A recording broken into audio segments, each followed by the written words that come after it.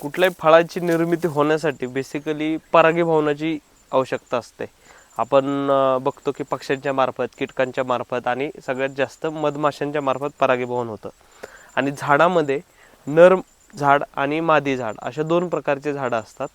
कधीही जे फळं लागतात ते मादी झाडाला लागतात, नर झाडाला फळं लागत नाहीत. वेलवर्गीय पिकामध्ये पण आपण बघतो की काही वेली ह्या मादी आणि नर असतात, त्यामध्ये मादीचे जे वेली असतात त्यामध्येच तुम्हाला फळं लागलेलं बघायला मिळतात. आता हे जे पपईचं झाड आहे याला तुम्हाला पूर्ण फुलंच दिसतील, याला एकही पपई लागत नाही किंवा लागलेलं दिसणार नाही, कारण की हे झाड आहे नराचं झाड.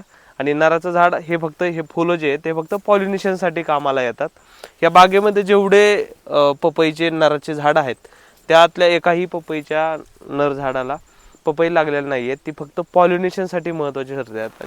आणि या ठिकाणी आपण जर बघितलं तर हे पूर्ण फुलं आहेत, मधमाशांच्या कीटकांच्या मार्फत हे पॉलिनेशन होत असतं. तर अशा पद्धतीनं प्रत्येक फळझाडामध्ये नर झाडाचं प्रमाण आपण ठेवणं गरजेचं आहे किंवा त्याचं प्रमाण संतुलित पण ठेवणं गरजेचं आहे.